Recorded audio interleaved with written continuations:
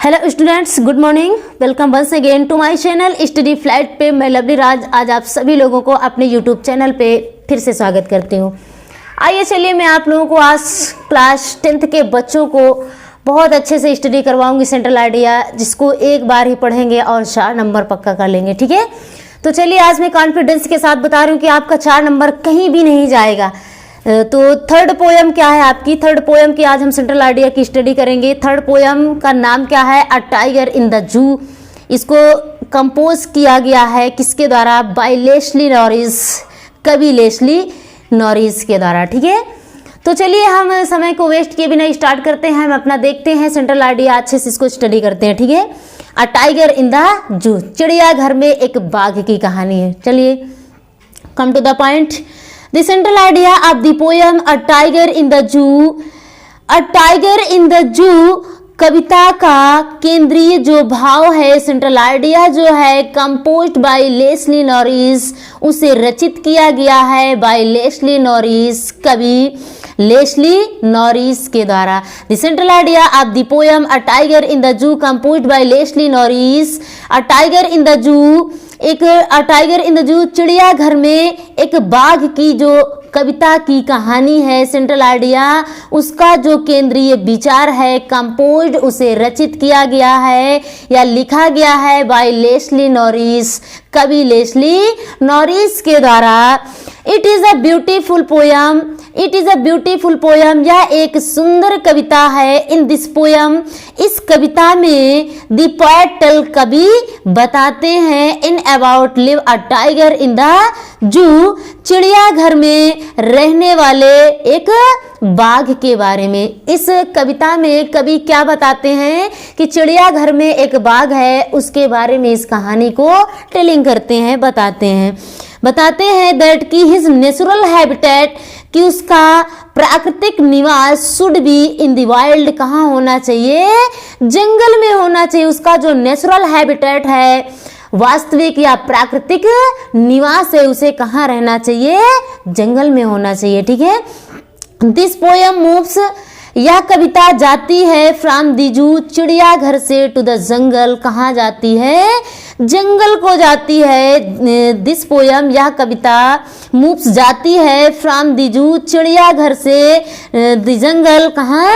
जंगल की ओर जाती है, टू द जंगल, जंगल की तरफ जाती है, and back again to the zoo, और फिर वापस कहाँ आती है?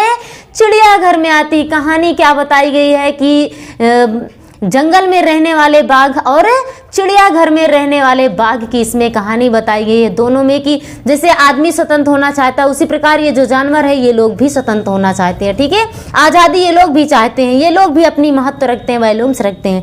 तो इसी प्रकार दिस पोयम मूव्स, यह कविता जाती है फ्रॉम द जू, चिड़ियाघर से, टू द जंगल, जंगल की ओर जाती है, and back again to the zoo, और फिर वापस कहाँ आती है? चिड़ियाघर में आती है। The tiger is a proud creature, tiger जो बाघ है, इज अ प्राउड क्रीचर, एक फील यानी कि क्या करने वाला? प्राउड फील करने वाला, घमंड यानी कि गर्व को फील करने वाला क्रीचर है, प्राणी है। इट इज अ सेम, यह बड़े शर्म की बात है, सेम की बात है।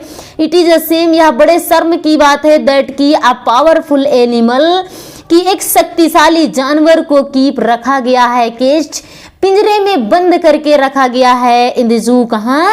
चिड़ियाघर में। ये बड़े शर्म की बात है कि जो शक्तिशाली जानवर है टाइगर, उसको कहाँ रखा गया है? पिंजरे में बंद करके चिड़ियाघर में रखा गया है। दी पैटल, कवि कहते हैं, दैट की he want to live in the forest, कि वो चाहता है, टू लिव, रहना चाहता है, इन द फॉरेस्ट, जंगल में। कवि बताते हैं, कहते हैं कि वो जो टाइगर है, बाघ है, वो कहाँ रहना चाहता है? फॉरेस्ट में रहना चाहता है। He does not need help, he does not need help, उसे आवश्यकता नहीं है, जरूरत नहीं है, हेल्प किसकी? मदद की जरूरत नहीं है, ऑफ एनीवन, किसी के, टू हंट, शिकार की, उसे किसी भी की शिकार की कोई जरूरत नहीं है। Like human beings the tiger too loves and values his freedom. अब यहाँ पर कहानी क्या बता रहे हैं? लेस्ली नॉरिस क्या कहते हैं कि लाइक ह्यूमन बींग्स, मानव के जैसे, लाइक तरह। ठीक है, यहाँ पर देखो ये कौन सी किसका यूज हुआ है, किस अलंकार का, लाइक एंड सो से हम किसको प्रदर्शित करते हैं, शिमली को, ठीक है, लाइक जैसे तरह कह सकते हैं।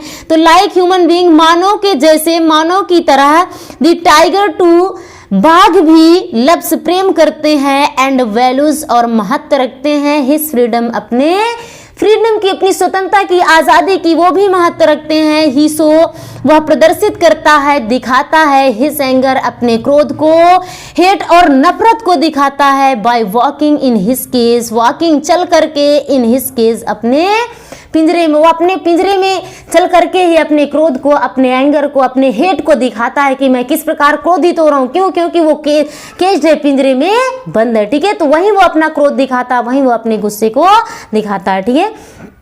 चलिए ठीक है, मैं आपको ये भी पोयम क्लास 10th की पोयम 3 के बारे में सेंट्रल आइडिया बता दिया। बहुत अच्छे से इसको स्टडी कर लीजिए, ये भी आपके एग्जाम के लिए मोस्ट इंपॉर्टेंट है, और ताकि आपको 4 नंबर कहीं भी ना जाए, 4 अंक बिल्कुल पक्के हो जाएं, ठीक है।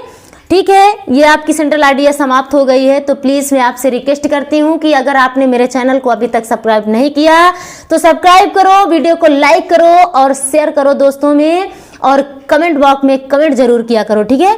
और इस प्रकार मैं आपके सामने वीडियो लाती रहूँगी, और कमेंट करोगे तो मुझे भी पता रहेगा कि कौन सी वीडियो आपको क्या चाहिए क्या नहीं चाहिए। मैं सब कुछ टोटल आपका एग्जाम तक में पूरा कोर्स करवाऊंगी, ठीक है।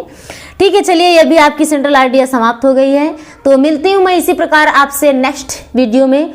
तब तक के लिए good bye and thanks for watching.